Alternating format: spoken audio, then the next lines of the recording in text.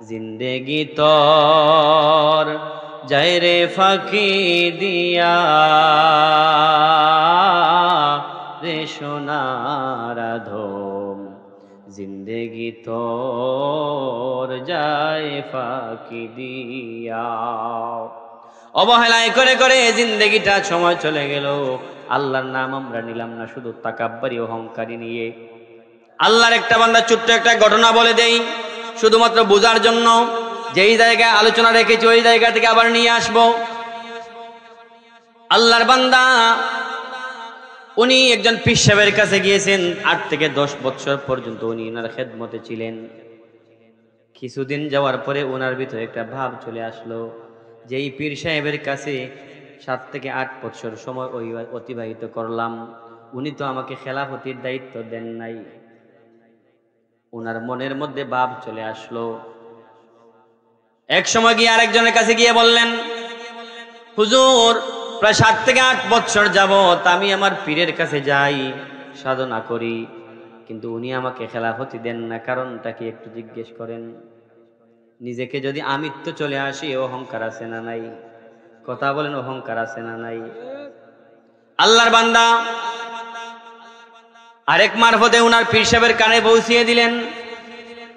উনার পীর সাহেব ডাক দিয়ে বললেন, বাবা তুমি আমার কাছে আসো, তুমি নাকি বলেছো আমার কাছে এতদিন যাবত তুমি আশ্রয় গ্রহণ করেছো, আমি তোমাকে খেলাফতি দিব। বাবা খেলাফতি দিব, বাধা নাই, তবে ছোট্ট একটা পরীক্ষা বাবা তোমার কাছ থেকে আমি নিতে চাই। তুমি অনেক দিন যাবত আমার খেদমতে ছিলা, ভালো কথা, একটা পরীক্ষা যদি তুমি নিতে চাও, একটা পরীক্ষা দাও, যদি পরীক্ষার মধ্যে কামিয়াবি হাসিল করতে পারো তোমাকে খেলাফতি দেওয়া যাবে। বাবা তোমার কাছে আমার একটা আবদার, এই দুনিয়ার জমিনে তুমি ছড়িয়ে পড়ো, তোমার চাইতে ছোট্ট একটা জিনিস, তোমার চাইতে একটা নিকৃষ্টতম জিনিস, তোমার চাইতে একটা কম দামি জিনিস আমার কাছে নিয়ে আসো। তোমার চাইতে ছোট্ট একটা জিনিস, অবহেলিত একটা জিনিস যদি আমার কাছে নিয়ে আসতে পারো, তাহলে তোমাকে খেলাফতি দেওয়া সম্ভব। বলেন তো দুনিয়ার জমিনে আমরা সবাই আমার চাইতে সবাইকে ছোট মনে করি, আমি আমার নিজেকে বড় মনে করি, ঠিক কিনা বলেন? কিন্তু আপনার আমাকে নবী শিক্ষা দিচ্ছেন, আল্লাহ ও রব্বুল আলামিন আমার চোখে আমাকে ছোট করে দাও, আর মানুষের চোখে আমাকে বড় করে দাও। দুনিয়ার জমিনে হাঁটা শুরু করে দিলেন। কি নিয়ে আসার জন্য? ওনার পীর সাহেব বলেছেন, বাবা একটা ছোট্ট নিকৃষ্টতম একটা জিনিস নিয়ে আসো, তোমার চাইতে কম দামি, তোমার চাইতে খারাপ। ওনাকে পরীক্ষা করার জন্য বলেছেন।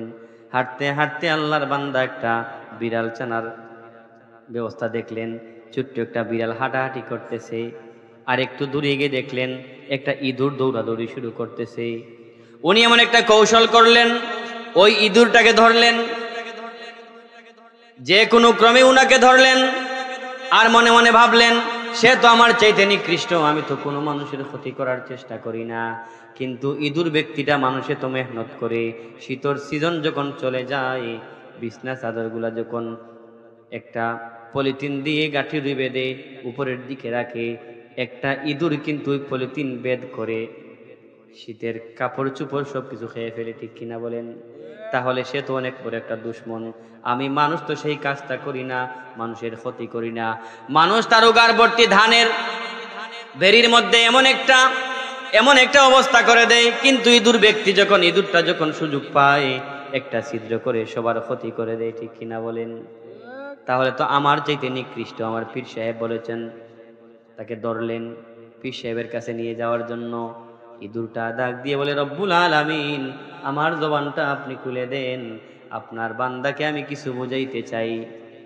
আল্লাহ রাব্বুল আলামিন তার জবানটা খুলে দিলেন। তার ভাষায় বলতেছে, ওগো আল্লাহর বান্দা, আপনি মনে মনে ভাবতেছেন আমি নিকৃষ্ট একটা প্রাণী, ঠিক আছে আমি ছোট্ট একটা প্রাণী, কিন্তু আপনার কাছে আমি জানতে চাই আমাকে কি আল্লাহ জান্নাতে দিবেন? ইঁদুরকে কি আল্লাহ জান্নাতে দিবেন? ইঁদুরকে কি জাহান্নামে দিবেন? আমার একটা অপরাধ, আমি মানুষের একটু ক্ষতি করে কাপড় চুপড় কেটে দেই, কিন্তু আমাকে আল্লাহ জাহান্নামে দিবে না। ও আল্লাহর বান্দা, তোমার কাছে আমি বলতে চাই, তুমি যদি আল্লাহর কাছে হিসাবের মধ্যে ধরা পড়ে যাও, তোমার যখন আমল নামা পরিমাপ করা হবে আর তুমি যখন জাহান্নামী হয়ে যাইবা, আগুনের মধ্যে তুমি জ্বলবা, কিন্তু আমাকে তো আগুনে জ্বলানো হবে না, তাহলে তুমি দামি না আমি দামি? সুবহানাল্লাহ বলবেন না? উনার সঠিক চিন্তা ভাবনা চলে আসলো, হাত থেকে ছেড়ে দিল, আসলে তো ঠিকই আছে, আমার তো বিচার যখন হয়ে যাবে, আমার আমলের দিকে যখন আমি তাকাই, বলেন তো বাবাজিরা ভাইয়েরা আমার, নিজের আমলের দিকে যদি একটু তাকান দেখতে পারবেন আপনার আমার মতো নিজের চোখের গুনাহগার মনে হয় আসমানের নিচে জমিনের উপরে আর কেউ নাই। ঠিক কিনা বলেন? জিন্দেগি তোর যায় রে ফাঁকি দিয়া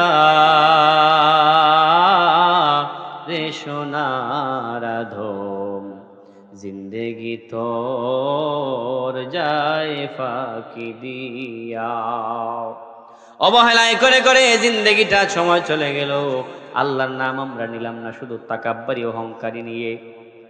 আল্লাহর বান্দার একটু সামনের দিকে অগ্রসর হয়, একটা কুকুরের বাচ্চা দেখতে পায়, সে মনে মনে চিন্তা ভাবনা করে, একটা কুকুরের লেজ এতটুকু লম্বা, কিন্তু লেজটা তার উপরে থাকে, কত নির্লজ্জ, কত বেহায়া, কত বেশরম। একটা কুকুরের লেজ বলেন তো তার লজ্জাস্থান ঢাকা থাকে কিনা? কখনো না। লম্বা লেজ দিয়েছেন, কিন্তু একটা কুকুর তার লজ্জাস্থান ঢাকতে পারে না। কি বলেন? তিনি মনে মনে চিন্তা ভাবনা করলেন, তাহলে তো সে হচ্ছে আমার চেয়ে নিকৃষ্ট। আমরা মানুষ, আমাদের পর্দা পুশিদা, আমাদের লজ্জাস্থানগুলো ডেকে রাখি, কিন্তু সে তো নির্লজ্জ, সে তো আমাদের চেয়ে নিকৃষ্ট। তিনি চিন্তা ভাবনা করলেন, এই কুকুরের বাচ্চাটাকে আমি নিয়ে যাব আমার পীর সাহেবের কাছে, আমার পীর সাহেবের কাছে আমি নিয়ে যাব। যেই মুহূর্তে ধরলেন, আল্লাহর কাছে আবদার করে, আল্লাহ আমার জবানটা আপনি খুলে দেন, আমি ওনার সাথে কিছু কথা বলতে চাই। ওই কুকুর ডাক দিয়ে বলে, আল্লাহর বান্দা, আমাকে আপনি ধরে ফেললেন, আপনার পীর সাহেবের কাছে নিবেন, আপনার কাছে আমি বলতে চাই আমি নিকৃষ্ট একটা প্রাণী। কিন্তু বলেন তো, আল্লাহ তো রাব্বুল আলামিন জানিয়ে দিয়েছেন মানুষ এমন একটা প্রাণীও আছে, উলাইকা কাল আনআম, কুকুরের চাইতে, চারপায়া জানোয়ারের চাইতে নিকৃষ্ট মানুষ আছে না নাই? আল্লাহ রাব্বুল আলামিন জানিয়ে দিয়েছেন মানুষ আশরাফুল মাখলুকাত, সৃষ্টির সেরা মানুষ জাতি, কিন্তু আমাদের দ্বারা এমন কর্মকাণ্ড হয় যা একটা কুকুরের দ্বারাও কিন্তু সম্ভব হয় না। কি ঠিক বললাম না? এমন খারাপ স্বভাবের মানুষ আছি না নাই? 5টা স্বভাব রয়েছে কুকুরের মধ্যে, যেই 5টা স্বভাব যদি মানুষের কাছে থাকতো, ওই মানুষটা পাক্কা মুমিন মুসলমান হয়ে যাইতো। তার মধ্যে একটা গুণ হলো কুকুরের ভালো 5টা স্বভাবের মধ্যে, কুকুরের 5টা ভালো স্বভাবের মধ্যে একটা স্বভাব হচ্ছে সে প্রভুভক্ত। তার মালিক যদি তাকে 3 দিন 5 দিন 7 দিন খানা নাও দেয়, একটা কুকুর তার মালিক ছেড়ে বিদায় নেয় না। কিছু বলবেন না? সুবহানাল্লাহ বলবেন না? আমরা এত অকৃতজ্ঞ, আমরা মনিবকে বলে গাফিল হয়ে যাই, ঠিক কিনা? 1 নাম্বার একটা গুণ রয়েছে কুকুরের মধ্যে, সে প্রভুভক্ত। 2 নাম্বার আরেকটা গুণ রয়েছে, যেই গুণটা যদি মানুষের মধ্যে থাকতো, আমরা মানুষ আল্লাহর খাঁটি মুমিন বান্দা হয়ে যেতাম। বলেন সুবহানাল্লাহ। ওই গুণটা হচ্ছে অল্পে তুষ্টি হয়ে যায়, অল্পতে সে তুষ্টি হয়ে যায়।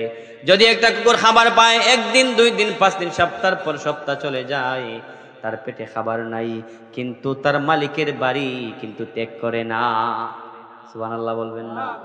তাহলে কুকুরের মধ্যে এরকম 5টা গুণ রয়েছে, যে এই 5টা গুণ যদি আমাদের মধ্যে থাকতো, আমরা পাক্কা প্রকৃত মুসলমান হয়ে যাইতাম। আল্লাহর বান্দা যখন এই কুকুরের বাচ্চাটাকে ধরলেন, এই কুকুরের বাচ্চার জবাব শুনে অবাক হয়ে গেল, আসলে তো ঠিকই আছে, আসলে তো ঠিকই আছে। আমরা মানুষ জাতি, আল্লাহ রাব্বুল আলামিন কুকুরকে দিয়েছেন, কিন্তু কুকুরকে জাহান্নামে দিবেন না। ওই কুকুর আমল করার কারণে আসহাবে কাহাফের সঙ্গী হয়েছে, ঠিক কিনা বলেন? সঙ্গ গুণে, ঠিক কিনা বলেন? এই কুকুরের মধ্যে গুণ রয়েছে, তিনি কুকুরটা ছেড়ে দিলেন, আর মনে মনে চিন্তা ভাবনা করলেন, হায় রে, আমি তো ছোট্ট একটা, আমার চাইতে নিকৃষ্ট মানের একটা প্রাণী নেওয়ার জন্য আসছিলাম, কিন্তু আসলে তো নিকৃষ্ট প্রাণী না, যেই প্রাণীটার মধ্যে হাত রাখি আমার চাইতে ভালো দেখা যায়। সুবহানাল্লাহ বলবেন না? বলেন তো, হেদায়েতের দরজা যদি আমার আল্লাহ খুলে দেন, চোখ খুলে যায় কিনা? তিনি চিন্তা ভাবনা করলেন, না, আর কিছু নেওয়া যাবে না। আর একটু সামনের দিকে অগ্রসর হলেন। সামনের দিকে অগ্রসর হতে হতে যখন দেখলেন রাস্তার একটা পার্শ্বে খারাপ কিছু জিনিস পড়ে আছে, দুর্গন্ধময় যুক্ত জিনিস, ডাক দিয়ে বলেন ওইগুলাকে প্যাকেট করে নিয়ে যাব, সেটা হচ্ছে খারাপ। রাস্তা দিয়ে মানুষ হাঁটতে চায় না দুর্গন্ধর জন্য, তাহলে এটা তো আসলে খারাপ একটা বস্তু। আল্লাহ রাব্বুল আলামিন তার জবানটা খুলে দিলেন, ডাক দিয়ে বলেন আল্লাহর বান্দা, আমাকে রাস্তার মধ্যে দুর্গন্ধময় জিনিস পাইলেন, একটা গাঠুরি বাঁধলেন, আপনার পীর সাহেবের কাছে নিয়ে যাবেন। একটা প্রশ্ন করি, আমি আসলে দুর্গন্ধময় যুক্ত জিনিস ছিলাম না, বাজার থেকে 500 টাকা দামের মিষ্টি কিনে তুমি যখন পেটের ভিতরে ঢুকাইলা, সাথে সাথে আমি খারাপ বস্তু হয়ে যাই, ঠিক কিনা বলেন? ভালো খাবার খাই, কিন্তু বজ্র যেটা আমরা ফেলে দেই, পায়খানা, ভালো না খারাপ? আল্লাহ রাব্বুল আলামিন কোরআনুল কারীমের মধ্যে জানিয়ে দেন, লাকাদ খালাকনাল ইনসানা ফি আহসানি তাকওয়িম সুম্মা রাদাদনাহু আসফালা সাফিলিন। রব্বুল আলামিন জানিয়ে দেন, মানুষকে সুন্দরভাবে তৈরি করেছি, কিন্তু মানুষরা যদি আল্লাহর গোলামি থেকে বঞ্চিত হয়ে যায়, মনিবকে বলে যদি গাফিল হয়ে যায়, তাদেরকে আমি আল্লাহ উত্তম থেকে একেবারে সর্বনিম্ন স্তরে পৌঁছিয়ে দিতে পারে কে? আল্লাহর বান্দা মনে মনে চিন্তা করলো, আসলে তো ঠিকই, বাজার থেকে সবচেয়ে ভালো দামি একটা মাছ কিনে আনলাম, কিন্তু মাছটা যখন আমি বাড়িতে নিলাম, বোনা করলাম, ভাজা করলাম, ভালোভাবে খানা পিনা করলাম, আসলে মাছটা তো ভালো ছিল, খাবার খাওয়ার পরে আমার পায়খানাটা নষ্ট হয়ে গেল, পায়খানাতে দুর্গন্ধ হয়েছে, আমার পেটে দেওয়ার পরেই তো দুর্গন্ধ হয়েছে, ঠিক কিনা বলেন? তাহলে সেও তো আমার চাইতে নিকৃষ্ট না, তার দোষ না। সব কিছু ফেলে দিয়ে পীর সাহেবের সাথে রওনা হয়ে গেল। পীর সাহেবের উদ্দেশ্যে গিয়ে বলতেছে, পীর সাহেব, হুজুর আমাকে আপনি পাঠিয়েছিলেন এই দুনিয়ার জমিনে আমার চাইতে ছোট্ট একটা জিনিস নিয়ে আসার জন্য।